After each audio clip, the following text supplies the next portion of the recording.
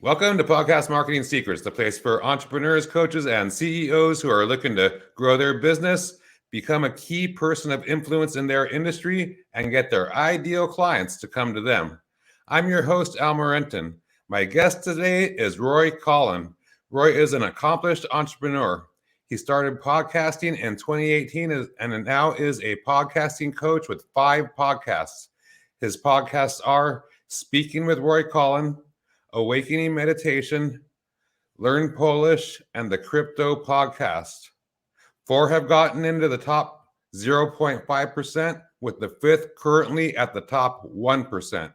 He has produced and edited over 1,200 episodes, including over 100 live with top guests like Mickey Willis, David Icke, Tom Renz, and Dr. Peter McCullough, and more.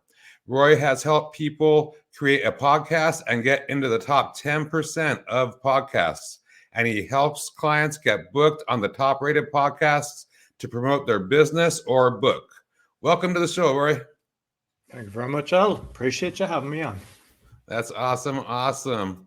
So why don't you just start off by going, how did you go from rich to being personally liable for $5 million? So I had basically met a Polish girl, and when I was visiting her folks, I was like, "Ooh, property's okay here." So I started buying a few property, and I'd already invested in Ireland. I had 3 properties in Ireland, and then I decided, "Hey, this is good. Let's." So I set up a company called Polera. Pol for Polish, Era is the Irish for Ireland, and I started getting investors. And like, she was based in Poland, and I was in Ireland, and I'd come over kind of 1 week, a month, and the relationship broke, but we kind of kept going. And I started getting a lot of clients. I was going to BNI meetings and everything and creating a lot of syndicates, and the relationship finished. And then she sent an email to, like, we were still working away for a while, but she sent an email to all the investors saying that she set up a new company and she could look after them. So I wasn't planning on moving to Poland, but I knew I would have lost everything because I released equity in my Irish properties to buy into a lot of these syndicates. So I kind of said, okay, I need to move here. And she didn't guess. She got 1 client out of a load, and everything was going grand. But then the crash happened. And like, I was a small boy in a lot of these syndicates, and some of them were worth 10, 20 million. And I thought, this is just a little hiccup. It'll come right. So I started putting more money into some of the syndicates thinking, it'll come right. And it didn't.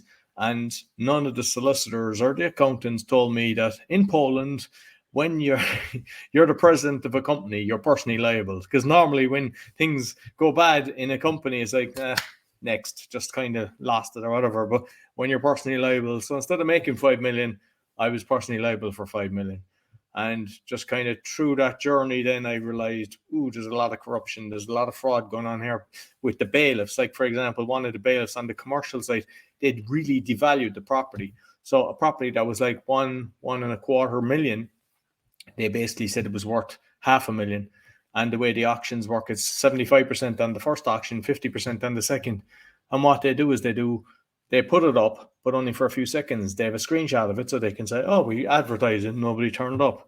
And then they tried to buy it themselves. So that was happening. And in another property, they bribed the people in the room. We had 4 houses and that's going on around the world, and people don't realize it. They're supposed to have your best interests at heart, get the best price. So what's happening to some people, they're actually, they're liable for the rest of their lives. Their money comes in and it just gets whipped out of their bank account. So thankfully I cleared the decks, but it was a tough few years kind of going through that.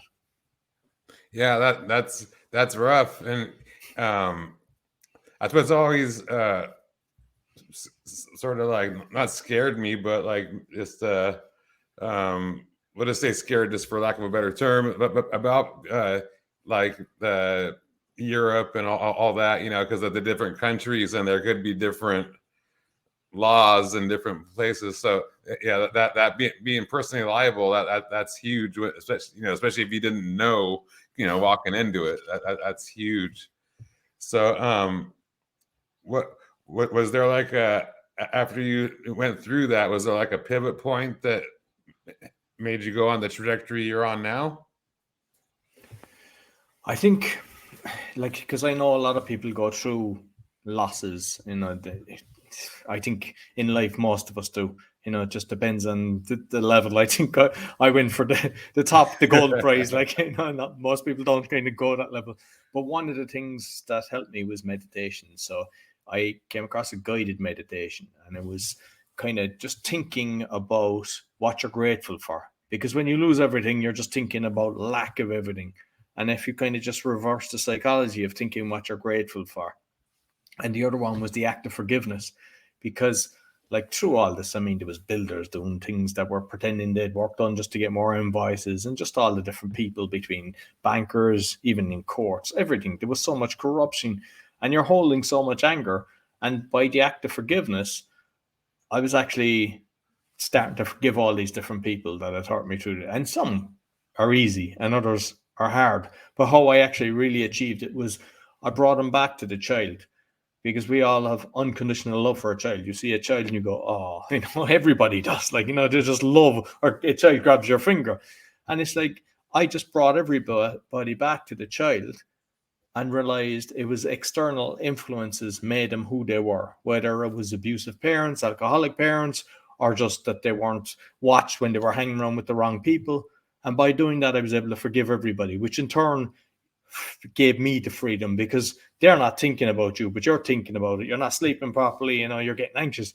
And once you release that freedom, then it's like you never start worrying. And you can do that with anything. It's not something that just happens straight away, but if you practice it and think about it, and by doing that, then it allowed me to move on with my life. That's awesome. Guided meditation, active forgiveness. I could see how that would help you, and it's maybe something I need to do. So how did you get into podcasting? So what happened is I went to an event after all this a few years later, and it was a Mindvalley event, and it was a What's Your Quest? And I said, okay, I need to write. My plan was to write about all the corruption I saw and expose it, because I said, people don't need to do that. I saw so many people throwing in the towel, and unfortunately relationships break up and everything because of stress with all this. And at the event, there was 2 brilliant speakers, and I was like, okay, I need to become good at speaking. I hated public speaking. I was extremely shy. Like when I was young, I wouldn't go into the shop. I'd get my friend to buy the sweets.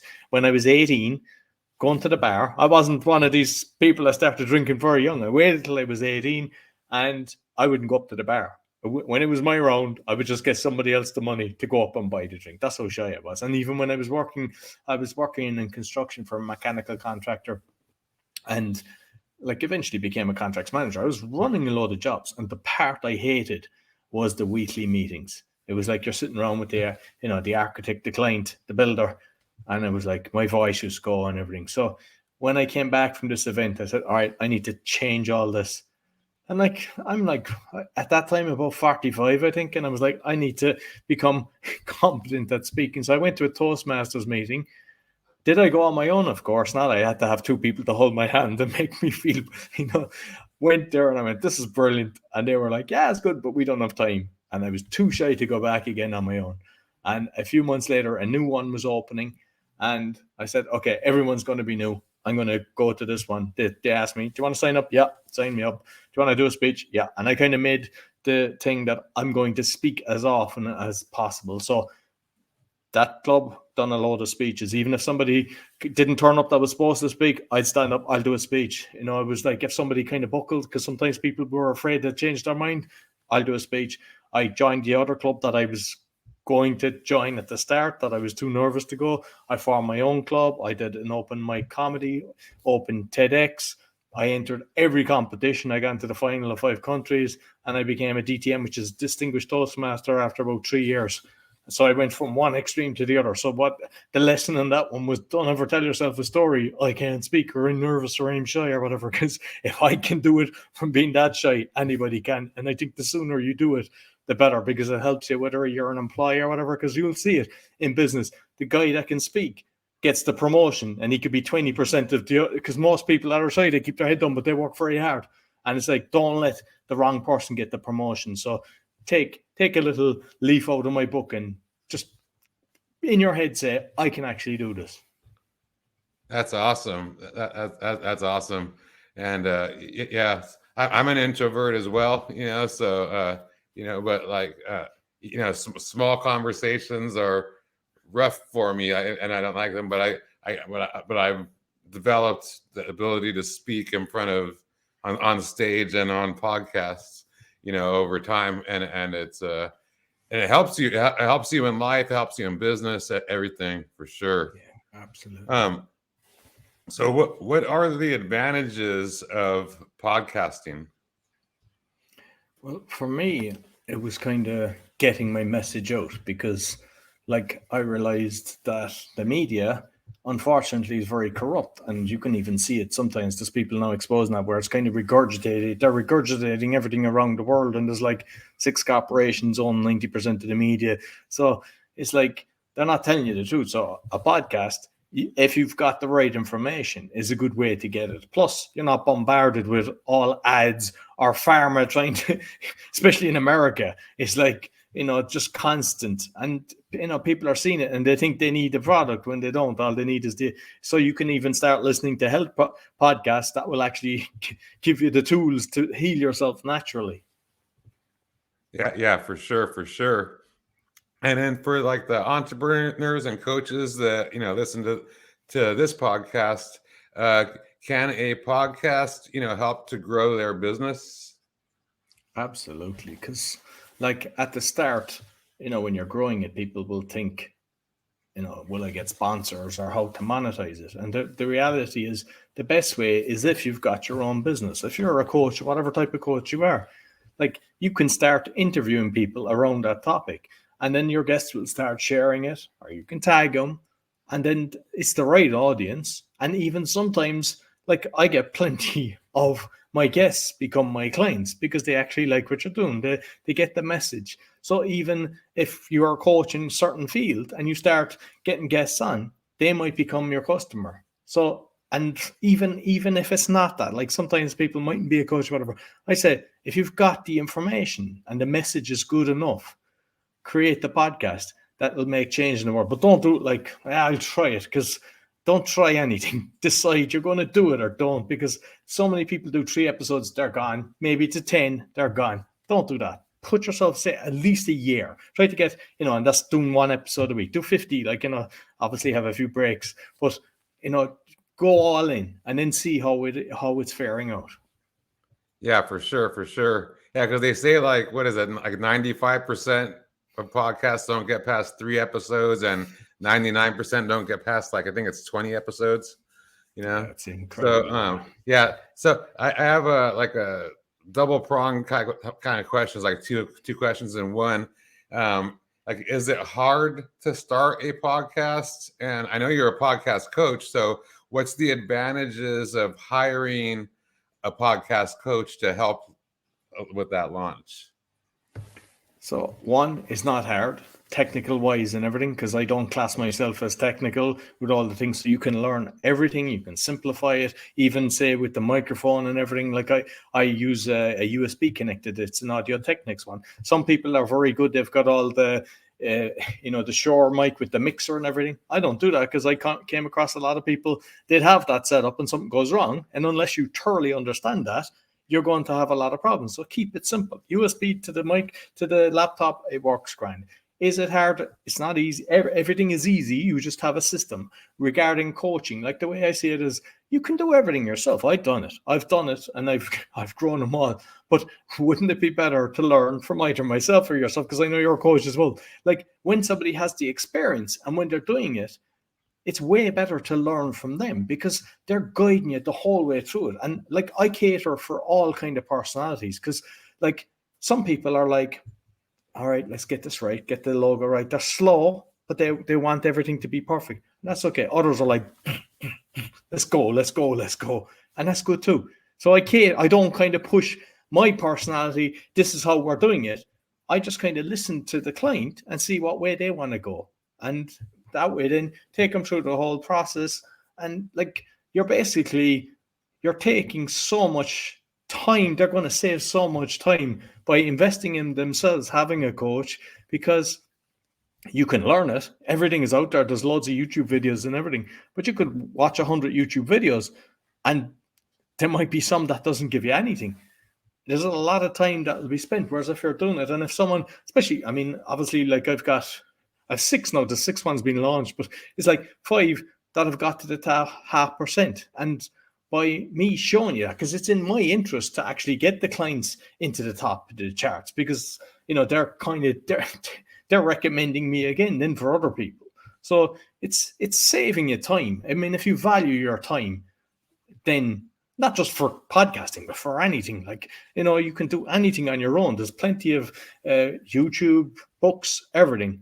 But how much time does it take? And are you actually researching the right things? Because I looked at a load of books on the podcasting, and I'm constantly reinvesting. I'm just like, okay, let's do it. I'm trying to always find something else. And it's like, I'm just shocked at the amount of terrible stuff that's out there, to be honest with you. Like, there's people writing books, they've never actually created a podcast, or then they just create one later and then they're telling people how to get thousands of downloads, and they don't have thousands of downloads themselves. And it's like, like, what I want to do is kind of make it easy and tell you what to do, and as long as you do it, you'll succeed. That's awesome.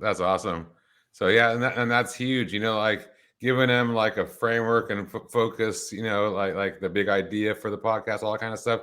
And then, like you said, the speed to implementation is huge. That's a big deal. So a lot of the people that listen to this podcast, they're like CEOs and coaches and entrepreneurs. So they're not the kind of person that would want to like monetize a podcast or get like people to sponsor or something like that. They have like their own products and stuff like that. So with that type of a podcast, like I call it like a business podcast, I guess. Do you have any tips on how to grow that kind of a podcast? And is it different? I mean, it's not really. It's like the main thing is, I suppose a lot of people kind of do the shotgun approach with marketing. They just kind of shoot in the air and they hope, or they place it somewhere. So if you know what your podcast is about, you have to market to the target that will find it, whether it's a Reddit group. So for example, on Facebook, my Polish podcast, I'm advertising in groups that are Polish in Łódź, where the city I'm in, Polish in Warsaw, loads of different groups in Poland for Polish people, not Polish people, but foreigners. Like, I'm Polish in the UK, Polish in Ireland, in New York and Chicago. They're all big communities.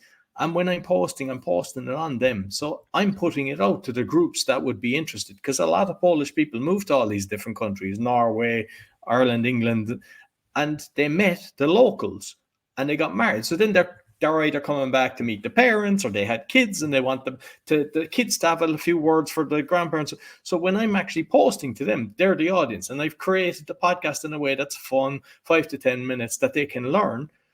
And what I've learned as well is, when somebody goes into the and gives a thumbs up, you can go into that then and invite them to your page, and you'll convert 10 to 20% to like your page. So your page is just constantly growing, which in turn, when you post more episodes, they're seeing it and then they're sharing it. And just also another important thing is engage with your community, because what I find is a lot of people, you can outsource a load of things. Some people outsource the editing, create the shorts, and there's a load of different things to do. But one thing that I wouldn't outsource is the engaging with your community, because loads of people, they're doing that and they don't know when there's somebody that's potential client or is asking the right question, because they're not at your level. You're creating this podcast with your experience, and then you're outsourcing it to somebody that's nowhere near your level. Doesn't mean they're not brilliant at what they're doing, but not at what you're putting to your listeners. And you could miss that. So I'd encourage you to keep control of your community and just always engage. If somebody gives you a nice comment on your YouTube, write back, just thanks for listening, or even just a heart thumbs up, because they see it. And when they see it, they know that you've heard their message. That's awesome. Yeah, for sure. Engaging the community is huge, recognizing them, and, like you said, figuring out the target market. In the groups, are you a member of the groups and just sharing content, or are you actually advertising? like I'm paid not advertising? advertising. No, I'm basically like I'm joining the groups now and posting my episode. But then if you've like, it's hard to have so much time. But I mean, if you set some time apart, like also engage with other posts from that group, because then you can become a top contributor, and then they don't block you or say you're spamming or whatever. No, because some of them will limit you to one post a day or one a week or whatever it is. But once you engage with the other stuff, because the people that you're engaging with will start checking out your stuff, and that's how they might find you. That's awesome. That's awesome. So yeah. Do you have any? Is there any other tips for growing besides the Facebook communities? I suppose everyone, because there's 100 things you can do, and Yeah. everyone is asking, all right, what's the secret sauce? What's this, what's that? And what I say, the main thing is make sure you've got a fantastic interview, because that's the most important thing. I mean, you might kind of suffer with the marketing later, but eventually you get that right. But once the content is good, at least you've something to work with even creating the shorts. Like, for example, with the shorts, what I'm doing is for the Polish one, I have it looking like a flag. So I've, the colors of the Polish flag and the thing, and I put the link on it. And so when I share that, I make it easy for people to see the episodes. Where what I see a lot of people doing is they're putting the shorts everywhere, and I might see a brilliant short, and I don't know where to find it. So make it easy or if you're posting it, post the episode underneath it. So just think you're the other person. I've just seen this. What now? What next? What are you trying to do?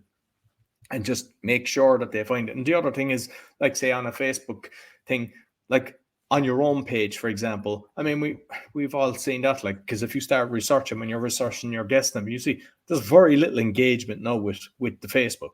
And most of the people don't see the the post. They might have one or two hearts or whatever. So sometimes it's the picture will get the attention and have the link underneath that. And yeah, is it more work? Yes, but you have to start watching everything. And I mean, like, I have an Excel sheet with all my podcasts, how many episodes, the average, and I'm just constantly watching it. And I'm going, what's wrong? That's down, And if you track it, you'll monitor it and you make sure you don't miss something. So it could be, I forgot to post this, I forgot to put it on BitChute or YouTube. Like, that's the other thing I'd encourage people, put it on video, because some people just want to do the audio, but I encourage video is brilliant as well. And I mean, like, one of mine is controversial, the Awakening podcast. I'm exposing fraud and corruption, but with solutions. And that got kicked off YouTube early, like, 2020. And I got 2 strikes with my own channel recently. So I'm in a week's vacation from, they won't allow me to post. But I've got BitChute and I've got Rumble. And there's about 20 other ones. I've played with a few of them. And unless I see the averages that it justifies my time, I don't do it, but at least I've got a backup plan. And even if you're not doing anything controversial like me, I still encourage you to have the 3 or 4 of them, because it's still numbers. And then if you're doing the averages, each episode is averaging X amount, and then you'll see averages slightly going down. There's something wrong. What's wrong? What's wrong? And also, like, I look at the analytics. So, for example, one of the guys I interviewed, and I was like, this isn't, I just didn't feel it there. Like, it was just, the guy wasn't really, bringing his aim game. I'm not going to name the guy or the show or whatever, but I put it out and I shouldn't have. And I was like, I looked at the analytics and I was like, after 8 minutes, it just dropped off to kind of nothing. And I felt the same myself, like, because when you're editing it, you either enjoy editing it or you're kind of, going, this is taking too much time. And usually I enjoy editing, which means that the interview was great. And there's other ones that I thought, because I talk on sovereignty and stuff like that, I said, they were really good. And I look and it's like, some of them are 100% across the board, or they go to 80 and they go across the board. So it's like, if you feel that somebody didn't bring their A game, they're just kind of, whether they're doing the podcast or whatever, but they're not really serving your audience. It's like, don't put it out there. And like, I encourage all the podcasters out there, like, it's your show. Make sure that the person that you're bringing on is respecting you and that they're giving value. That's awesome. Those are some, like, hugely great insights. Yeah, thank you for sharing all this. I was one more question about podcasts, and it's something I think that people don't talk about a lot, but it's like one of the most important things in my eyes is frequency. So do you have like a special sauce? And one other thing is it okay to just do like twice a month or once a month? Well, I mean, if it is once a month or twice a month, it is okay when they know it. I don't think it's helping you, to be honest. I think you should try to do at least one a week if you can. Because, say, with the speaking, I remember I had one and I changed it to two. And I thought my audience would double and it tripled. So sometimes it can actually benefit. The ones that I'm really good at are the Polish one, because I put it out Monday, Wednesday. Now I have a Friday show and I have them scheduled that they go out a minute past midnight.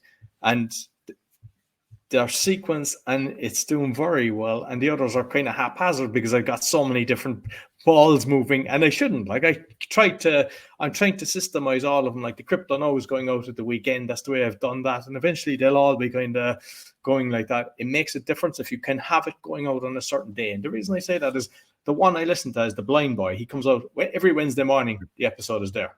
And it's like, I know that's 100% going to be there. And I know my Polish listeners know my episode is definitely going to be there. So it definitely helps when they know it's coming out. And I know it's hard for us as entrepreneurs to kind of know exactly, okay, I'll do it on it. If you're doing 2 Monday and Wednesday, Monday, Thursday, whatever days they are.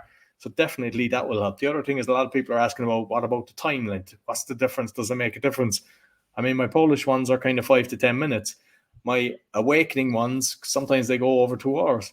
And they've got massive lessons. So if the content is good and relevant and it's to the right audience, people will listen. So yeah, is there a sweet spot? Perhaps. I mean, I like to sometimes keep something to 30 minutes or an hour because I can say, all right, if I'm listening, I mean, when I'm watching a video or something, I watch at twice the speed. You can't go faster. And if I'm listening, I can even go up to three times that I'm listening to an audio. And I'm assuming there's a lot of other people do that as well, which in turn compresses it. But if you go too long and you're just waffling, I think you're not helping yourself. So it's better to have it compressed with gold than taking an hour or 2 hours that it's not really that relevant. Awesome. Yeah. So thank you for that. And is there like one key takeaway or big idea that people should, take from this episode? I would say make sure you enjoy it, because when you love creating the podcast, not only are you going to learn so much from the guests you bring on, because you get to, interview incredible people from around the world and you learn and you're like, your life will change from that. But if you love it, it's not a job. It's like you get energy from creating, editing, posting. And when you know you're changing someone's life from the information that you're sharing, that is powerful. And people will reach out to you and tell you, or you meet them, they go, hey, I totally understand this because of you and you saved me, thank you. So but if you come from a place of heart and love to share with the world, it'll come back to you. That's awesome. That is beautiful. So if some people are listening to this, now Roy seems pretty cool, and I want to start a podcast, how could they get a hold of you? So they'll find me on bio.link/podcaster, and they'll find all my podcasts. There's even like a free kind of webinar. It's like 30 minutes that kind of takes them through, because the fact that I've lost everything, I'm conscious not everybody's got funding. So I cater for the people that have no money, and then there's the course, and then there's the one-on-one coaching. So everybody's covered. Awesome. That's so cool. And we'll be sure to include those links in the show notes below the episodes on video and audio. Awesome. So thanks again for coming on the show. Thank you very much for having me. Totally enjoyed the conversation. That concludes this episode of Podcast Marketing Secrets. This is Al Moranton signing off. I hope you have a successful day.